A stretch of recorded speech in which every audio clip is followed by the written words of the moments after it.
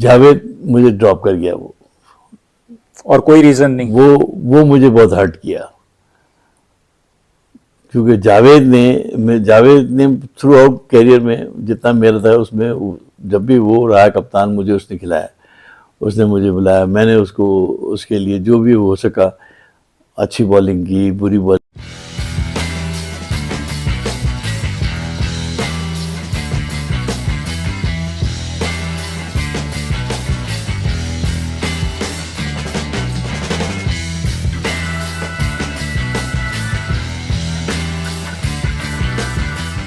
मैं हूं अब्दुल रशीद शकूर और आप देख रहे हैं मेरा यूट्यूब चैनल सेकंड इनिंग्स। आज मेरे साथ एक मरतबा फिर पाकिस्तान की क्रिकेट हिस्ट्री के सबसे कामयाब तरीन left arm spinner Iqbal Qasim साहब मौजूद हैं। किसी तारुफ के मोहताज नहीं, किसी तमहीद इंट्रोडक्शन के बगैर ही हम बात शुरू करते हैं। इकबाल भाई, एक बार फिर आपका बहुत बहुत शुक्रिया।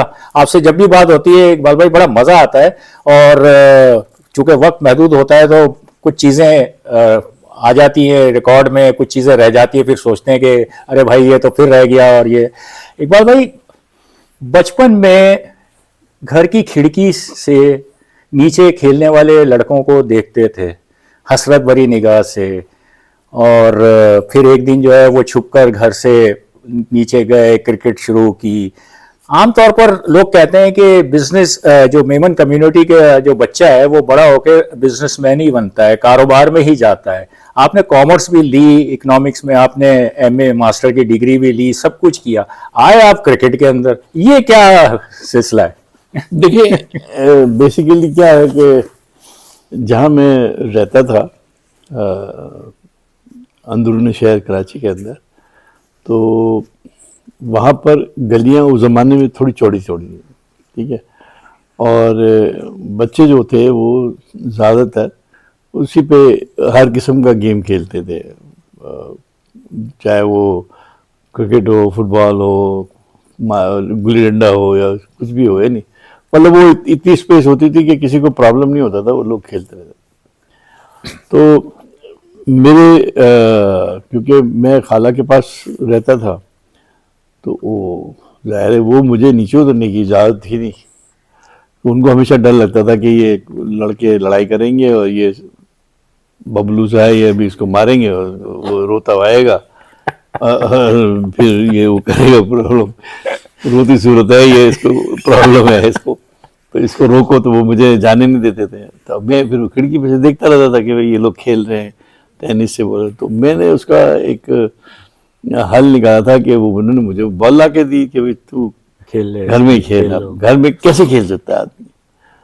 तो घर में फिर मैंने दीवार पे मार के ना, तो उसको कैच करना और ये करना, उससे शुरू किया। तो उससे भी मज़ा नहीं आ रहा था। फिर मैंने कहा यार कुछ स्कोर कैसे बनेगा, तो मैं किताब के सफ़े जो था, एक बुक होती थी, कोई भी बुक ले लेता था, उसको खोलता था और उसका आखिरी डिजिट जो होता था उसको रन तस्वुर करता था और वो लगा। फिर कोई सौदा लेने के लिए मैं जाऊं नीचे, मुझे भेज देती थी खाला कि भाई रोटी ले आओ, या कुछ पान ले आओ, या कुछ चीज़ ले आओ, या दही ले आओ, या दूध ले आओ, जो भी लाना होता था। तो वो पान वाली की दुकान जो थी उस ज़माने में, वो क्रिकेट चल रही होती थी, तो वो उस ज़माने में स्कोर बोर्ड जो थे पान वाले अपने बाहर लटकाते थे। वो एक स्कोर बोर्ड बनाते थे और उसमें तस्वीरों के साथ छोटे छोटे कार्ड लगा देते थे और स्कोर लगा होता था। तो मैं देखता था यार, मैंने कहता यार ये क्रिकेट है, और कमेंट्री आती रहती थी, वो कमेंट्री बज रही थी पान वाले की दुकान पे, और वो एक लड़का जो था वो स्कोर ऊपर नीचे कर रहा होता था, तो वो सईद अहमद का और हनीफ मोहम्मद का, और ये तो वो मेरा बचपन था वो बिल्कुल ही। तो मुझे एक तजस्सुस बहुत था कि यार ये गेम जो है ना, ये ऐसे हो रहा है। तो लड़के क्रिकेट खेलते थे, वो देखकर मैंने तस्वुर किया कि ये बाकायदा से ही पाकिस्तान में खेलते हैं। तो वो एक दिमाग में छुपन। तो मैंने फिर अम्मी से, अपनी खाला से कहा कि भाई वो नीचे जो है ना वहाँ तक मुझे इजाज़त दे, मैं जाऊँ उनके साथ थोड़ा, वो मैं अकेला तो नहीं खेल सकता हूँ। ये खैर वो बिल्डिंग के अंदर से ही एक लड़का था जिसको वो ट्रस्ट करती थी, उसके साथ मुझे उन्होंने भेजा नीचे, तो उनके साथ में वो खेला। तो वो कुछ अल्लाह की करमनाजी थी, बैटिंग की तरफ ज़्यादा, उस वक्त बॉलिंग का तो इतना तस्वुर था नहीं, बल्ला ही चलाते थे, बल्ला ही चला। तो वो हम ने 2-4 बल्ले चलाए तो जरा इम्प्रेस हुए लोग, तो वो फिर कंपाउंड से निकल के रोड पे आ गए। फिर रोड पे आए तो जो रोड पे पब्लिक खेल रही थी वो तो सब होशियार लड़के थे, तो उनके साथ फिर हम लग गए, तो हमें मजा आया। तो फिर सेफ एंड साउंड जब आने लगे तो उनका कॉन्फिडेंस बन गया घर वालों का। फिर फिर उन्होंने आहिस्ता आहिस्ता शुरू किया। तो किस मरहले पर आके लगा कि सीरियसली अब क्रिकेट जो है उसको अपनाया जा सकता है, उसमें कुछ आपको आगे कुछ नजर आया हो? देखिए, जब आपने मुख्तलिफ जॉब्स भी की पढ़ाई के बाद, किसी तो कंपनी वो में और इधर उधर, फिर साथ क्रिकेट भी फिर खेलते रहे। ये था कि जब मैं मैट्रिक में था तो मैट्रिक तक तो हमारे नाजाबाद में शिफ्ट हो गया था मैं। फिर नाजाबाद में जो जहाँ पे वो सुपर कप होता था उससे पीछे ही हमारी मोहल्ले की एक टीम होती थी 11 स्टार के नाम से, तो उसका मैंने मेंबरशिप ले ली थी उनके साथ। तो उस ज़माने में 6 आने फीस होती थी उसकी बॉल की, 3 रुपये और कुछ पैसे की एक बॉल आती थी वो, तो वो कप्तान हमसे ले लेता था, तो दे देते थे 6 आने देकर, तो मैच खेलते थे वो। हमदर्द दवाखाना के साथ उसका वो दीवार लगती थी, तो वो बैटिंग में जब थे तो मेरे साथ एक लड़का ज़ियाउल्लाह होता था, वो उसका बैट बहुत छोटा होता था, वो उसकी हाइट भी छोटी होती थी। तो वो मुझे मेमन करके ना वो कहता था, मेमन तू जो है ना वो लंबी लंबी टांगों से भागता है, मेरी छोटी छोटी टांगे तू मेरे को आउट करा देगा। उसको बड़ी फिक्र लगी रहती थी। सिलसिला ऐसा हुआ कि वो क्लब से फिर मैं फर्स्ट ईयर में दाखिला लिया जिना कॉलेज में। तो कॉलेज के अंदर था, तो वो कॉलेज की टीम में मेरा ट्रायल हुआ। तो मैंने कहा यार, अब मैंने वो हमारे मोहल्ले में थे एक साहब, उनसे मैंने कहा साहब ये मैंने तो पढ़ना है और मेरे फादर जो है वो इस वक्त पोजीशन ख़राब है, अब ये वो कहते हैं छोड़ो नौकरी करो। या मेमनों का जैसे आपने कहा कि भाई कारोबार करें, कारोबार तो था नहीं हमारा कारोबार था सिंध के अंदर, इंटीरियर सिंध में था लाड़काना में। वहाँ मेरे को जाने का वो था नहीं। बैठ के वो नसीम साहब मुझे ट्रायल पे ले गए, तो उन्होंने मास्टर से बात की, तो उन्होंने कहा कि अच्छा इसको ट्रायल दिलाओ। फिर ट्रायल दिलाया तो फिर वो मुझे उन्होंने इतनी मेहरबानी की कि वो 16 में रख लिया, तो मेरी फ़ीस जो थी वो फ्री हो गई। तो मैं जिना कॉलेज में फर्स्ट ईयर में एडमिशन मेरा हो गया साइंस के अंदर। अब वो उसी में हमारा इंटर कॉलेजिएट का टूर्नामेंट हुआ, उसमें उर्दू कॉलेज से हमारा मैच हुआ, पहला ज़िंदगी का मेरा पहला बड़ा मैच। तो मैं सही रात नहीं सोया था, एक्साइटमेंट। और मेरी वालदा जो थी वो मेरे शौक को देखकर पता नहीं कब से अकेले क्वाइटली ना वो एक स्वेटर छोटा सा ना हाफ स्लीवलेस एक स्वेटर क्रिकेट का सफ़ेद वो बुन रही होंगी। तो मैंने जब उनको बताया कि भाई ये अब फला तारीख को मेरा मैच है केपीआई ग्राउंड पे मैच। अब केपीआई ग्राउंड ना मैंने देखा था ना मुझे पता था ना मुझे टाइमिंग का किसी ने बताया था। तो वो इतने सीनियर लड़के थे, मैं उनसे पूछ भी नहीं सकता था कि कहाँ पहुँचना है। शाहिद साहब हमारे आज तक मैं नाम नहीं भूला वो टीचर का। तो उसको मैंने कहा, उसने कहा भाई केपीआई पे सदर में पहुँच जाओ बस। अब सदर तक तो समझ में आई कि सदर पहुँच जाएंगे तो केपीआई पूछ लेंगे कि तेरे पास से इंस्टीट्यूट कहाँ है। तो मैं ईदगाह से एक 5 रुपए का ना बैग मिला, पीआईए रेक्सिन का बैग होता था वो आर्टिफिशियल, तो जिसके अंदर आप एक जूता या वो कुछ चीज़ें मैंने भी उसमें एक शौक था स्वेटर वो अम्मी ने दिया वो रखा, वो पहन चला गया तो जाके पहन लिया। तो अब जब मैं गेट पे गया उधर पहुँचते पहुँचते 8:15 बजे पहुँच गया था, तो चौकीदार तो मुझे घुस ही ना थे अंदर। वो गए साहब 10 बजे मैच शुरू होना है, अभी तो 8 बजे 8:15 बजे तुम इधर आ गया, अभी से सब लोग आएगा 9 बजे तक, तुम इधर कैसे आए, तुम बैठो बाहर। अभी वो मैं बाहर ही बैठा तो स्वेटर पहना हुआ, अब गर्मियों के ज़माने में स्वेटर भी पहना हुआ। खैर वो आहिस्ता आहिस्ता लोग आए, हम भी फिर अंदर घुस गया। फिर ड्रेसिंग रूम के अंदर गए तो वो टीम अनाउंस हो रही थी, लोग आपस में डिस्कस करते, उधर मैट होता था केपीआई पे मैटिंग थी।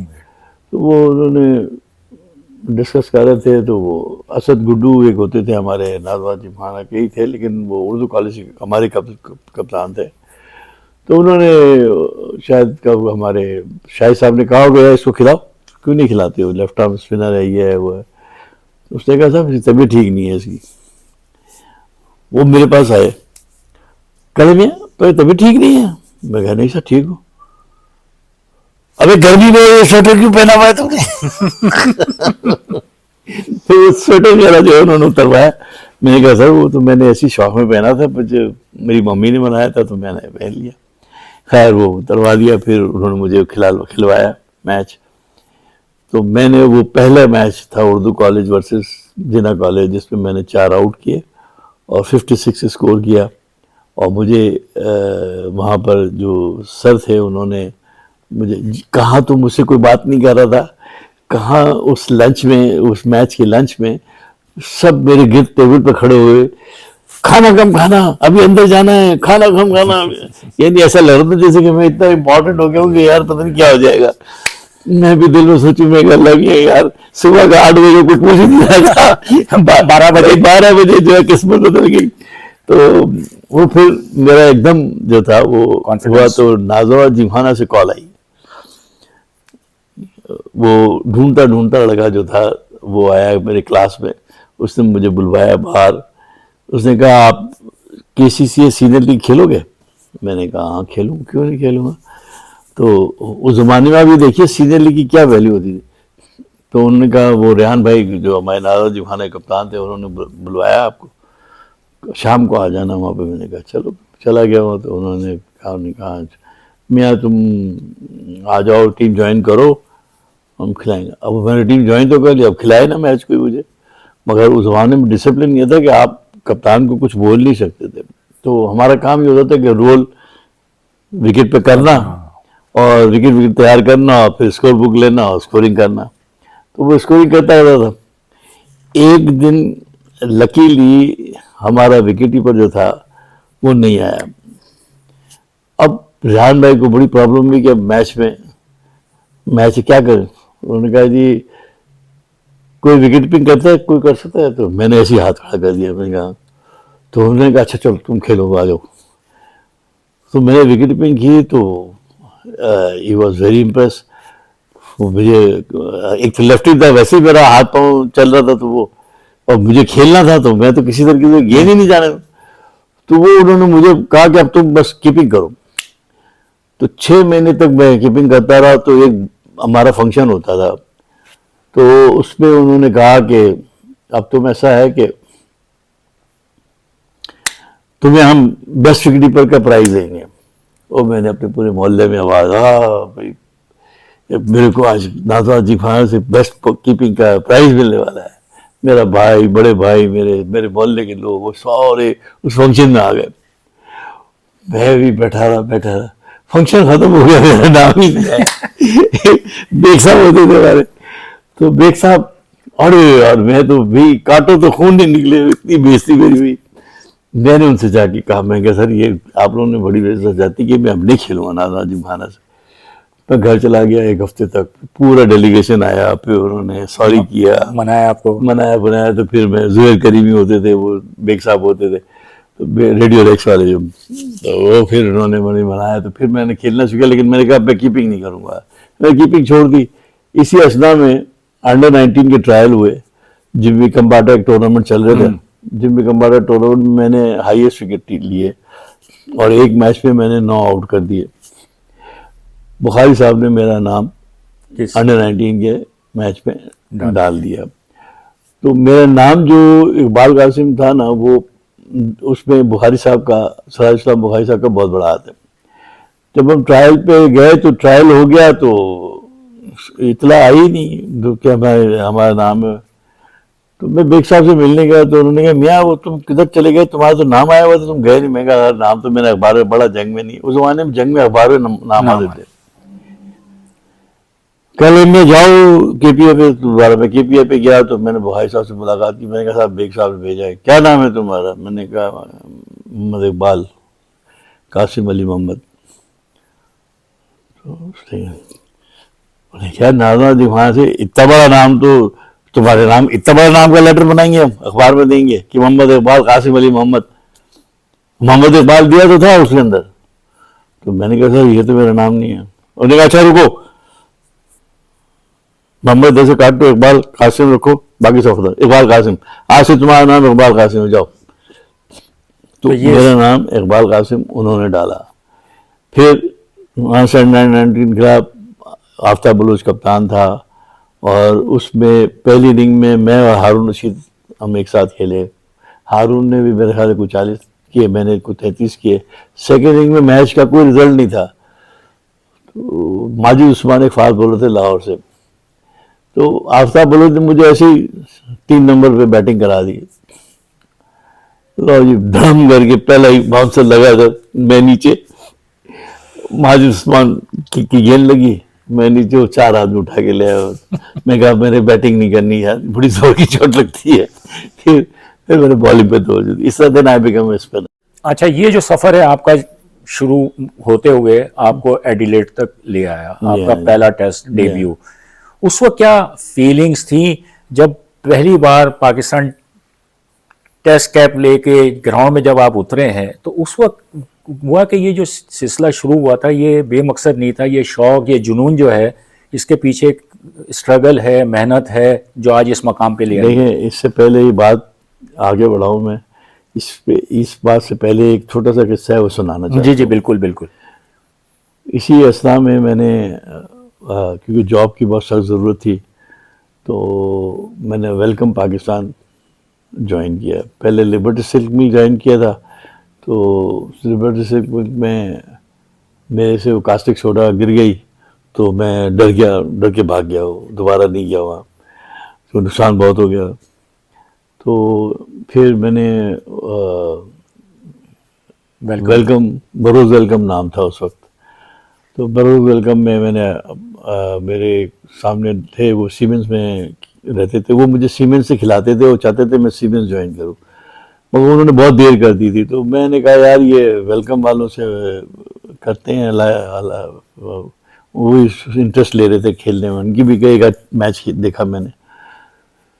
तो उन्होंने मेरा इंटरव्यू लिया। ज़ाहिर है स्पोर्ट्समैन का, मैट्रिक पास करके आप निकले होंगे तो क्या इंटरव्यू और क्या वो, तो वो मैंने 1-2 सवाल जो मैथमेटिक्स के थे वो आते थे वो कर दिए, बाकी तो वो अकाउंट्स थे मुझे नहीं आते थे।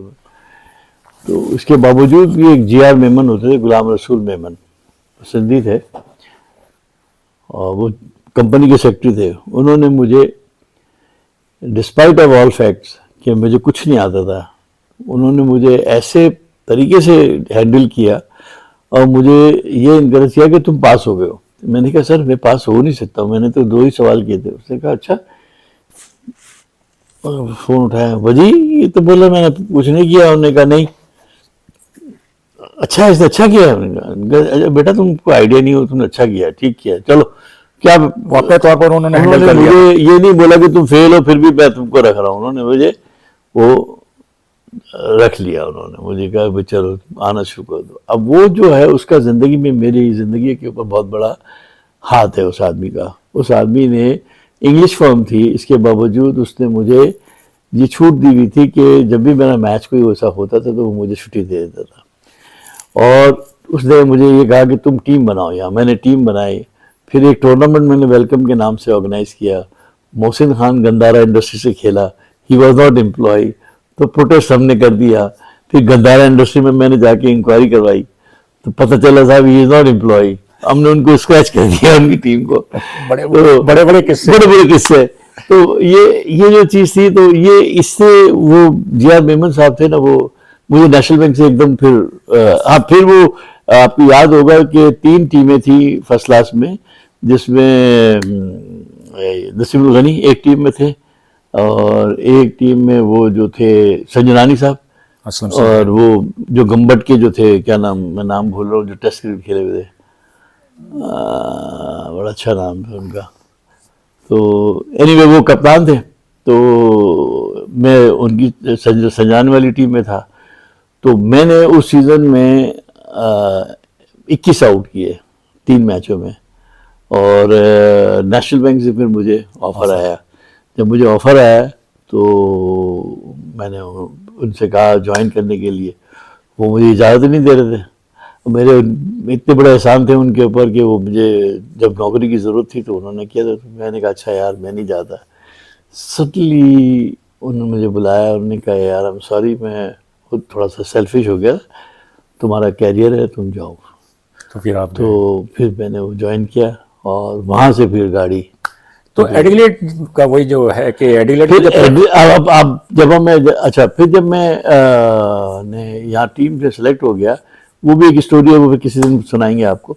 तो सेलेक्ट होके जब मैं टीम में जब पाकिस्तान की कैंप के ऊपर गया, तो आप सोच सकते हैं कि जिसकी आपने कमेंट्री सुनी हो, आसिफ इकबाल, मुश्ताक, माजिद सरफराज, माजिद हैं, वसीम बारिक हैं, सादिक मोहम्मद, ज़हीर और अब्बास, वो सामने खड़े हों, और एक लड़का जो अंडर 19 से निकल के और फर्स्ट क्लास टीम में भी पहुंचा ही था, और पहले ही सीज़न में उसने परफॉर्मेंस दिया, और पहले दूसरे सीज़न में तो उसको ले लिया जाए। चांस मिल गया और वो टीम में आ गया।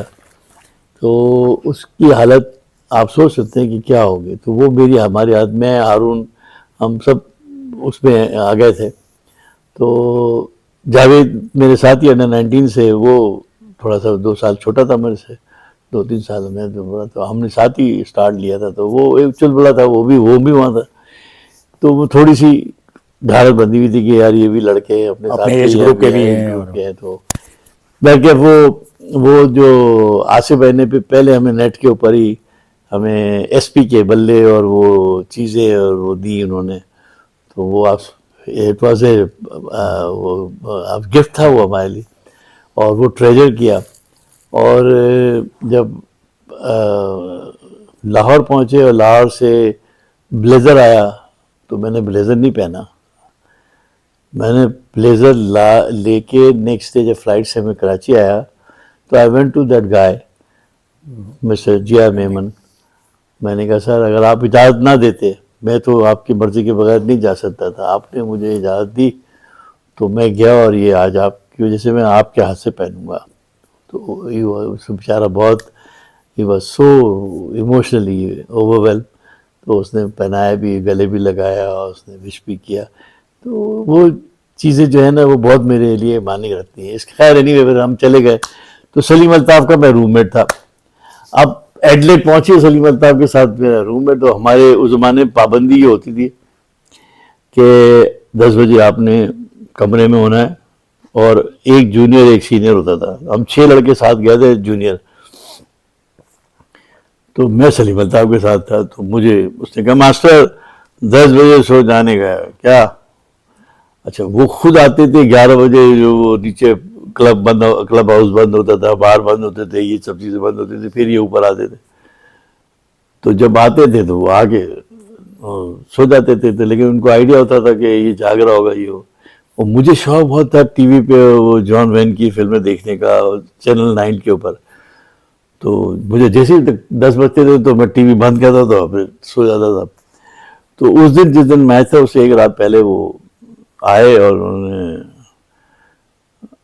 मुझे पता है, टीवी को हाथ लगाया, गर्म था वो। तो कल मुझे पता है मास्टर तुम जाग रहे हो, यू आर प्लेइंग टुमारो। अब मैंने कहा ये नशे में पागल हुआ है, इसको मुझे भी खराब की रात मेरी भी, इसने सारी रात जागता रहा मैं। अब यार सच बोल रहा हो तो क्या होगा, सुबह में खेल लूंगा, सुबह में टेस्ट क्रिकेट, एक्साइटमेंट और बेचैनी सारी रात ऐसी निकल गई यार, आप यकीन करो। बड़ी मुश्किल से सुबह हुई है तो पहुंचे ग्राउंड पे, तो टीम अनाउंस हुई, तो नाम था। तो मैंने कहा यार, अब अपने आप से भी यकीन नहीं आता कि मैं टेस्ट क्रिकेटर बन गया। फिर तो ये कि पहली इनिंग में कोई आउट नहीं हुआ मुझसे। अब मैंने कहा यार ये तो मैच खत्म हो जाएगा, अल्लाह मियां मेरा तो नाम ही कोई नहीं लेगा, कोई एक आध कैच तो दे दे। तो एक कैच आ गया मेरा वो मैंने कैच किया। तो पहली इनिंग में आप देखिएगा एक कैच का है। तो मैं अल्लाह तेरा शुक्र, स्कोर बोर्ड में नाम आएगा ना यार, कल को जिंदगी में कोई पढ़ेगा तो मेरा नाम होगा। तो ये कहानी थी। फिर सेकेंड इनिंग में जब बारी आई, तो बैटिंग में जब मैं गया, तो आसिफ इकबाल खड़े हुए थे। तो 2 बॉलें मेरे इधर से निकल गई, तो बल्ला मैंने ऐसे ही रखा था, और एक बॉल बल्ले पे आगे लग गई। अब आप देखिए वो क्या लोग विजन क्या उनका। कितना इन लोगों की जो साइकोलॉजी और कितने एक्सपीरियंस लोग थे वो, कि वो नीचे मतलब आए, मुझे मेरे पास आ गया कहने, अरे इकबाल तुम्हारे को तो ये आउट ही नहीं कर सकते, और तुम्हारा तो यार डिफेंस बड़ा स्ट्रांग है। बड़ा एक बात सुनो, जो बॉल इधर अंदर आ रही है ना बस वो रोकनी है, बाकी तो जा रही लेफ्ट से जाने दो, इधर नहीं जाना और इधर नहीं जाना, सीधे रहना। अब हमारे लिए तो ये हदीस हो गई थी कि भाई ये आसिफ भाई ने बोला है, तो आसिफ भाई सामने खड़े होते तो हम गलत तो कर ही नहीं सकते थे, तो जो बॉल सीधा आता था वो रोक लेते थे, और जो साइड से आया वो निकल गया, उसी में साइड में चुरी लग गई, वो 4 रन जो बने मेरे वो उस साइड की एज लगा और वो विकेट कीपर के साथ से निकल गया, 4 हो गए बस। वो मेरे अपने मेहनत के, बाकी वो मुझे खिलाते रहे। हर चौथी बॉल के बाद वो मुझे कहते थे रेडी रहना, मैं सिंगल चौथी 5वीं 6ठी बॉल पे हमने रन लेना है, 1-2 बॉल तुमको खेलने को मिले बस तुमने ऐसे ही खेलना। तो पूरा गेम उन्होंने खिलाया। 52 गेंदे 50-52 गेंदे आपने खेली। हाँ। 87 रन की पार्टनरशिप जी हुई। बिल्कुल। हैं, और वो बड़ा यानी मैच बहुत 152 कर वो गए। फिर उससे ये हुआ कि हम जब बॉलिंग करने आए तो बॉलिंग में भी ये हुआ कि ये जैसी हमने गेंद किए तो इन लोगों की सबकी इंकरेजमेंट ये थी कि बस ये समझो कि नेशनल बैंक और पीआई का मैच हो रहा है, तुम मत सोचो ये ऑस्ट्रेलिया। तो आदमी के दिमाग में यानी जैसे ही वो मुश्ताक भाई ने जब कैच किया पहला, वो बहुत मुश्किल कैच था, बस वहां से दिल खुल गया फिर। और वो एक तस्वीर बड़ी मशहूर है कि मुश्ताक जो है वो आपको झप्पी डाले हुए हैं और वो कर रहे हैं, और आपने 4 आउट किए जिसमें ग्रेग चैपल, रिक मैकॉस्कर, गैरी गिलमोर, मतलब आपने उस, और वो अगर वो मैच खेलते ना तो चांस ये भी था वो जीत भी सकते थे, मगर चांस हमारा बन गया तो उन्होंने शट डाउन कर दिया मैच जीतने से, ड्रॉप हो गया। पब्लिक ने इनको सारे केन मारे। अगले टेस्ट में भी इकबाल भाई आपने बड़ी अच्छी बॉलिंग की, उसमें भी आपके 4 आउट थे। तो इस तरह करते करते जो है, अगर हम देखें आपका जो टेस्ट करियर देखते हैं, जो आपकी पूरी कहानी है, अब हम टेस्ट क्रिकेट पे अगर हम बात करते हैं तो 6 कप्तानों के साथ आप खेले हैं, मुश्ताक, आसिफ इकबाल, वसीम बारी, इमरान, जावेद मियांदाद और जहीर अब्बास, ये 6 कप्तान। किस कप्तान को अपने मिजाज के करीब कर पाया कि जो आपकी चीज़ों को, आपकी बॉलिंग या आपकी फील्ड प्लेसिंग या जो आपकी अपनी एक थ्योरी है जिसको इम्प्लीमेंट करना है, उसमें वो बहुत आपसे कोऑपरेट किया? और मैं ये समझता हूँ कि कैप्टन जो है ना, लीडरशिप, एक तो ये कि वो खुद player fighting from the front वो होना चाहिए, और जितने बड़े बड़े हमारे क्रिकेटर बने हैं वो सब के सब फाइटर ही थे, सब अच्छे परफॉर्मर थे। और लेकिन उसमें यह है कि जो गेम को समझना जो है वो बहुत ज़रूरी है। एक तो है कि आप अच्छे परफॉर्मर हो, दूसरा ये कि आप गेम की टैक्टिक्स को समझते हो, कब बॉलिंग चेंज करनी है, कब आपने वो करना है, डिक्लेरेशन करनी है, कब आपने किसको लाना है, फील्ड प्लेसिंग क्या करनी है। तो उसको और उस तमाम चीज़ों को अगर मैं इवैल्यूएट करूं तो उसमें सबसे पहला नंबर आता है मुश्ताक भाई का। अच्छा। और दूसरा आता है जावेद मियांदाद का। जावेद मियांदाद और मुश्ताक भाई में कॉमन चीज़ ये थी कि गेम को दोनों समझते थे। गेम को समझने से मुराद ये होता था कि जो बैट्समैन आने वाला है और वो आके क्रीज पे खड़ा हुआ है, वो 2 बॉल के बाद उनको आइडिया ये हो जाता था कि ये इसकी इंटेंशन क्या है और ये क्या करेगा, और तुम्हारी पिच पे बॉल क्या कर रही है और तुमको किधर बॉल करना है। ये इनकी बड़ी अच्छी बात होती थी। और गेंद देकर वो ये आपको कभी भी प्रेशराइज नहीं करते थे हर बॉल के ऊपर आके गए यार क्या कर रहे हो, चौका लग भी गया तो कोई बात नहीं, छक्का लग भी गया तो कोई बात नहीं टेंशन नहीं, कोई आपको ना टेंशन देने की जरूरत नहीं। उनको ये एतमाद होता था कि ये आउट कर देगा, ये ब्रेक थ्रू दे देगा, ये अगर जिस पर्पस के लिए है तो ये काम अपना पूरा कर देगा, ये उनको एतमाद होता था। आपकी जो करियर में बहुत से मैच हैं जो आपने अपनी बॉलिंग से जीते हैं, बेंगलोर है, इसके अलावा पाकिस्तान में भी हैं मैच, कई ऐसे मैचेस हैं। ऐसी सिचुएशन भी आई कि 3 स्पिनर एक साथ खेले, आप हैं, अब्दुल कादिर हैं, तौसीफ हैं, उसके बाद जो है नजीर जूनियर भी कुछ एक दो मैच खेले हैं। तो उस वक्त एज ए बॉलर आपके जहन में क्या रहता था, क्योंकि परफॉर्म भी करना है, कि जाहिर सी बात है कि आपके दो जो हैं वो अपोनेंट तो बैट्समैन भी हैं, लेकिन आपके साथ जो दो हैं उन्होंने भी परफॉर्म करना है, आपने भी करना है, तो टीम में जगह रहेगी। उस वक्त क्या आप यकीन करें प्रेशर ज्यादा रहता था? बहुत आपने बड़ा जबरदस्त सवाल किया। हम 3 स्पिनर होते थे, बाद दफा 2 होते थे, बाद में, मगर मजाल है जो कभी दिमाग में ये बात आई हो कि यार ये आउट कर देगा ज्यादा या मैं आउट कर लूंगा ज्यादा, ऐसा कुछ भी नहीं होता था। बल्कि इतनी कोऑर्डिनेशन होती थी कि मिसाल के तौर पे मैंने पहले बॉल किए तो मुझे विकेट के पास जाते मेरी बारी है तो मैं बाबू की कहता है, और कहता है गेंद ग्रिप हो रहा है, मैं थोड़ा पीछे करी, एक दूसरे को बता, एक दूसरे को बिल्कुल 100%। तौसीफ से भी ये होता था, इनसे भी ये होता था, और हम एक दूसरे से शेयर करते थे। और अगर कोई आउट नहीं होता था तो एक दूसरे को हेल्प आउट करते थे, फील्ड प्लेसिंग में, इधर उधर सब चीजों में।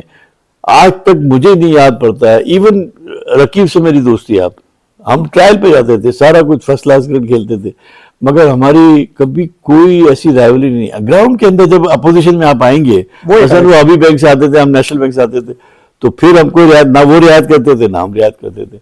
मगर जब हम 7 टीम में खेल रहे हैं तो we were part of the team, और हमारा एक ही मकसद नजर होता था कि अगली टीम को आउट करें, या मैच जीतने की कोशिश करें, या अगर ब्रेक हो रही है तो आउट करें, तो किसी ना किसी तरह से कोई ना कोई रिजल्ट आ जाए पाकिस्तान के हक पे। कभी हमने निगेटिव सोच से नहीं खेला, नेवर इन माई लाइफ। मुझे याद नहीं पड़ता कि कोई ऐसा मैच हमारा हो जिसमें मैंने कहा कि यार ये ना आउट करे, यार ये ना करे, नेवर। किस बैट्समैन को बॉलिंग करते हुए ज्यादा मजा आया?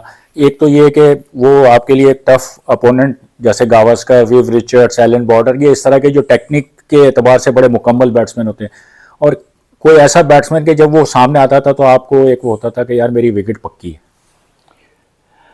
देखिए मैं जितनी भी मैंने बॉलिंग की है उसमें मुझे जो जो जिंदगी में जो प्लेयर तंग किए हैं जिन्होंने, वो एक तो गवास्कर, ग्रेग चैपल, आपका जेफरी बॉयकॉट, ये वो प्लेयर्स है जो आपको जो है ना वो लिफ्ट नहीं कराते थे। मतलब ऐसा लगता है वो अंदर से सेट होके आए हुए हैं।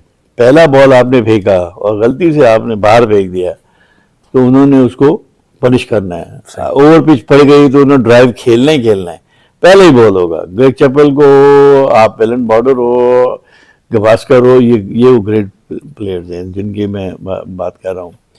तो ये वो लोग थे जो विवियन रिचर्ड है। ये ऐसा लगता है जैसे कि यार ये सेट होके आते हैं, इनको कोई प्रैक्टिस की जरूरत नहीं है। ये अच्छा, और आप देखते आपको डर खौफ होता है कि यार इसको गेंद करनी है। अभी ये जो है ना, ये कोई माफी तो है नहीं इसके पास, इसको जरा सा आगे पीछे हुआ नाप तोल का आशारी निजाम से भी गेंद करो तब भी वो आपको मार देते हैं, ठीक है ना। तो और जरा सा आगे पीछे बाहर होगा तो गेंद छोड़ देंगे आपको। आप चिल्लाते रहो, बोलते रहो, कुछ भी करो, कुछ नहीं इनको फर्क पड़ना था। इन्होंने अपने टाइम से खेलना है और अपने हिसाब से। गलती हर कोई करता है, बैट्समैन जाता है तो आउट होने के लिए ही जाता है, मगर वो गलती करेंगे आप 50 रन के बाद, 70 रन के बाद, 80 रन के बाद, वो तब तक वो अपना काम कर चुके होते हैं। तो इकबाल भाई, मतलब कुछ ऐसे बैट्समैन भी तो है ना कि जो आपने बहुत ज्यादा उनको आउट भी किया है, तो किसी ऐसे बैट्समैन को जिसकी कोई खास कमजोरी आपने पकड़ ली हो और आपको पता हो कि यार ये अब मेरे सामने आया है, इसको मैंने इस तरह आउट कर लेना है, इसी अपने अगर टर्निंग विकेट है ना, तो टर्निंग विकेट पे मोस्ट प्रॉब्ली जितने भी बैट्समैन आते हैं वो आपको चांस देते हैं, ठीक है। फर्क सिर्फ इतना है कि आपको उस जमाने में जब हमारे पास तो ना कोई सिखाने वाला होता था, ना बताने वाला होता था, एनालिस्ट भी नहीं होते थे, कुछ नहीं होते, न्यूट्रल एम्पायरिंग नहीं होती थी, चीख के मर जाओ तो एलबीडब्ल्यू नहीं मिलता था, पहले ही टांग आगे निकाल लेते थे। तो आज तो टांग कहीं भी ले जाओ, विकेट की क्रीज से आगे भी चले जाओ तो गेंद विद इन द लाइन है वो आउट दे देते। तो अगर आपके जमाने में अगर ये सब DRS तो पता नहीं कितनी 300 350 विकेट होती, तो वो तो जितनी भी आप कह, और फिर इतना ऐसा ना टीवी था, ना मीडिया था, ना इतना वो था। सबसे ज्यादा दोस्ती किस खिलाड़ी के साथ रही? रूममेट, टीममेट जो होता है, अब अपने दिल की बात होता है ना, आदमी बैठा होता है, कभी फ्रस्ट्रेशन में है, कभी बहुत ज़्यादा खुशी में, एक्साइटमेंट है, तो अपनी हर दिल की बात किसी खिलाड़ी के साथ जो है वो कही हो। जिंदगी के सारे जो मतलब जो साथी शुरू किए वाले जिनमें आप देख लें तो उसमें रकीब साहब, हारून रशीद, इवन जावेद मियाँदाद, ये साथ के हमारे बिल्कुल। इनसे ज़्यादा मेरा था, हालांकि सिकंदर भी साथ आया था लेकिन उससे ज़्यादा मेरा उतना नहीं था, मोहसिन से भी ज़्यादा इतना नहीं था। लेकिन हारून, जावेद मेरे साथ ही, हमारा ज़्यादा वक्त इनके साथ ही गुजरा और आज भी उसी दोस्ती की वजह से हम जब भी कहीं होते हैं तो जमा ज़रूर होते हैं। आपने देखा होगा। इकबाल भाई, हमें पता है कि म्यूजिक से भी आपको बड़ी दिलचस्पी रही और कैसेट रिकॉर्डर, टेप रिकॉर्डर भी होता था, उस पे जगजीत सिंह की गजलें भी सुनी जाती थी। वो क्या सिलसिला? वो कौन लेकर आप अपने अपने साथ रखते थे या कोई और खिलाड़ी जो था उसका? नहीं, वो छोटे छोटे कैसेट रिकॉर्डर्स होते थे पहले, तो वो साथ हर कोई कैरी करता था। वो इवन जावेद मियाँदाद भी कैरी करते थे, वो भी जगजीत सिंह को सुनते थे, तो हम भी सुनते थे। तो म्यूजिक से तो शुरू से ही लगा हुआ है, ये ऐसी बात। और अभी तक है आपका? अभी तक है, अभी तक भी मैं इंडियन कंपटीशन जितने भी हैं, इंडियन आइडल्स की बात कर रहे हैं? इंडियन आइडल्स हो, सारेगामापा हो, ये सुपरस्टार जो है, सुपर सिंगर वाला जो है वो देखता हूँ। और जो उनकी जो अच्छे कॉम्पिटिटर्स हैं और जो उनकी पार्टिसिपेंट हैं उनको पसंद करता हूँ, खासतौर पे पवनदीप हो, अरुणिता कांजीलाल को, ये मेरे फेवरेट हैं। और ये दोनों बच्चे जो हैं वो बहुत अच्छा गाते हैं, बहुत अच्छा इनकी, और मैं इनके लिए दुआ करता रहता हूँ। और कि यार, क्योंकि देखिए ये फ़न है ना यार, इसमें कोई मजहबी रंग की तो बात ही नहीं है।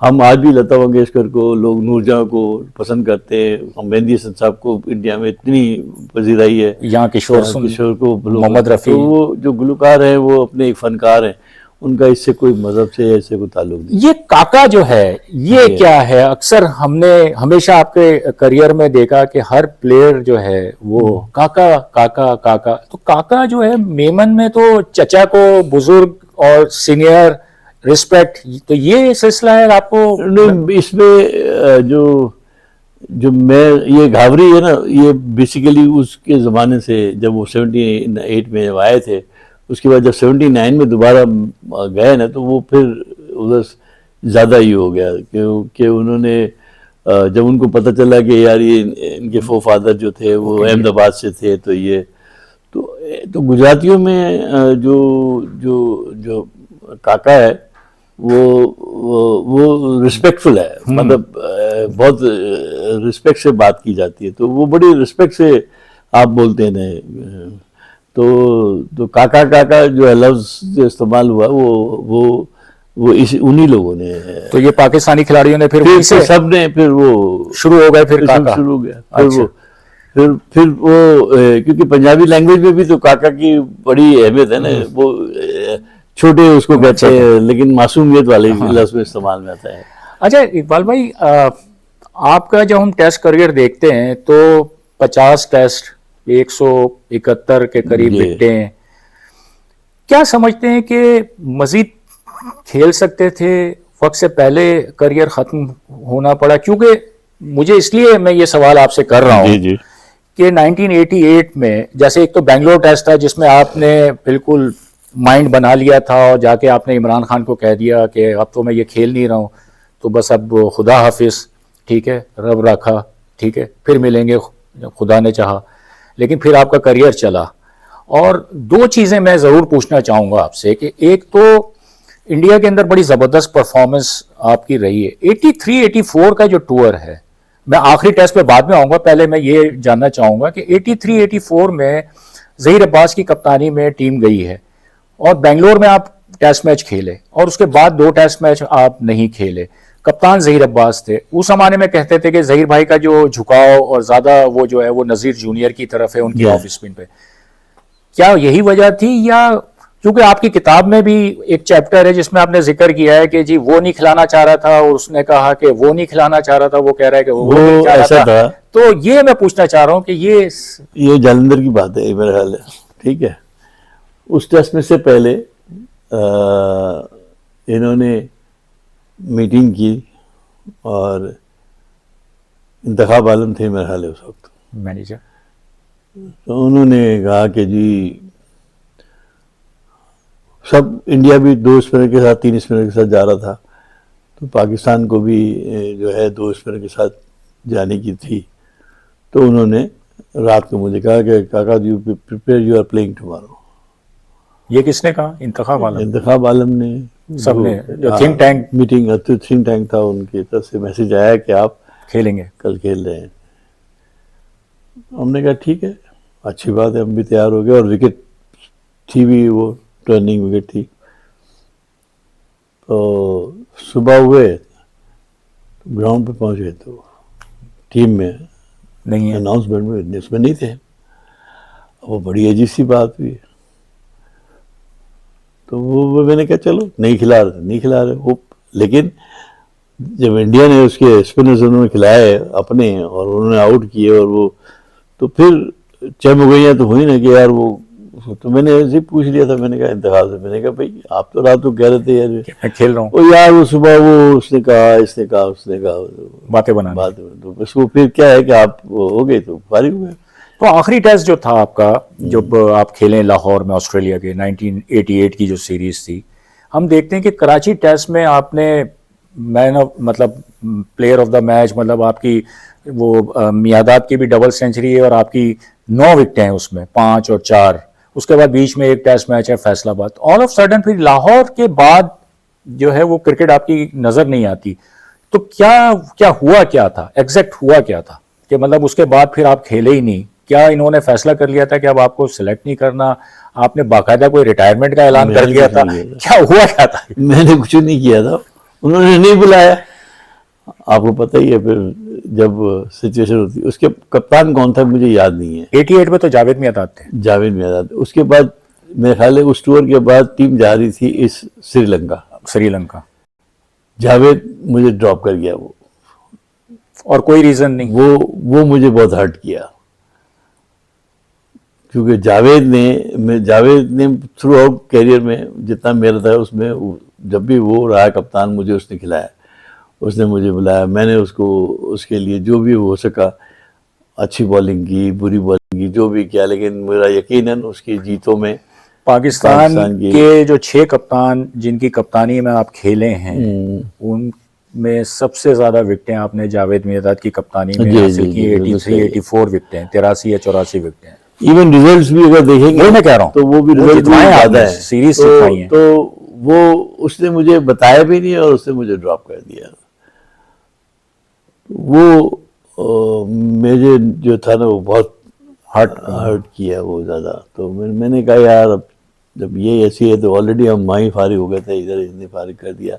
आखिरी सवाल, इस पूरी गुफ्तगू को हम खत्म करते हैं। इकबाल भाई, पूरा जबरदस्त शानदार करियर, जी 999 जब आपकी विकेटों के आगे देखते हैं, तो मैं अभी देख रहा था कि पाकिस्तान के 6 बॉलर हैं जो फर्स्ट क्लास क्रिकेट में उन्होंने 1000 विकेटें ली हैं। इंतखाब भाई जो है वो सबसे आगे हैं, फिर मुश्ताक अहमद हैं, फिर इमरान है, फिर वसीम अकरम, सरफराज, दानिश कनेरिया। ये 6 बॉलर हैं जिन्होंने 1000 विकेटें ली। एक विकेट जो है ये कहाँ खो गई, क्या हुआ, क्या सिलसिला है? और अफसोस होता है कि यार ये जो ऐसा था कि मुझे पता नहीं था, सच्ची बात ही, मैंने कभी काउंटिंग की नहीं, ना मुझे ये आइडिया था कि मेरी कितनी विकेटें हुई है। मैं छोड़ चुका, 6 महीने हो गए, क्रिकेट भी छोड़ दी, सब कुछ हो गया। तो एक दिन वो मुझे पीरजादा होता था, अगर आपको याद हो, एक स्टैटिस्टिशियन, तो वो मुझे मिला कहीं। सही। तो उसने कहा यार इकबाल भाई, मैंने सब आपका रिकॉर्ड कलेक्ट किया यार, मैंने सारा चेक किया तो 999 विकेटें हैं आपकी टोटल। तो एक मैच खेल लें यार। अब वो मैंने कहा भाई 6-7 महीना हो गया, पूरा एक सीरीज, एक फर्स्ट क्लास सीजन निकल गया है। मैं कहा यार अब एक मैच खेलने के लिए मैं जाऊं, अब मैं इंचार्ज भी हो गया हूं, मैं सब कुछ हो गया हूं। मैंने कहा तू ढूंढ यार, उसके अंदर कोई मिल जाए तो, कोई इधर उधर। तो उसने कहा, मैंने कहा देख कंफ्यूजन पता क्या है, और ये हकीकत बता रहा हूँ अभी भी। पहले जो मेरा नाम लिखा जाता था वो मोहम्मद इकबाल, इकबाल कासिम कोई नहीं लिखता था, वो तो बाद में लेटर पार्ट में, तो शुरू के फर्स्ट क्लास मैचेस हैं उसमें कहीं मोहम्मद इकबाल लिखा हुआ है, कहीं इकबाल लिखा हुआ है, कहीं कुछ लिखा हुआ है, ये अल्लाह जानता है, बेहतर जानता है कि क्या है। अब ये तो उसकी कोई टेस्ट चेक करने का तरीकेकार कोई हो तो ही पता चल सकता है। तो ये कोई ऐसा आदमी हो तो वो देखे। फिर मुझे भट्टी साहब थे, वो अपने बेचारे न्यूज़ वाले, गुल हमीद भट्टी। हाँ, तो उन्होंने भी कहा यार एक मैच खेलो, वो मुझे मिला था पीरज़ादा, वो कह रहा था ये आपकी है। मैं कहा यार भट्टी साहब अब मुझे अच्छा नहीं लगता, क्योंकि एक बार की छोड़ दिया। मुझे बताओ कि यार कितने लोग जिनकी 999 विकेटें हैं। तो उन्होंने कहा यार यूनिक है आप, मेरे ख्याल है, ठीक है। मैंने कहा चल यार यूनिक ही रहने दे, अब 1000 हो जाएंगे तो तब भी लोग याद रखेंगे, उस लिस्ट में आएंगे, उस लिस्ट में आ जाएंगे। नहीं है तो... ये 999 वाली लिस्ट में कोई नहीं हो, मैं अकेला ही हूँ। नहीं वाकई आप अकेले हैं अगर हम उस तरह देखें। तो मैंने कहा यार चल छोड़ दे, वरना एक विकेट तो मिल ही जाती है यार, किसी से मांग के ही ले लेते यार, क्या था।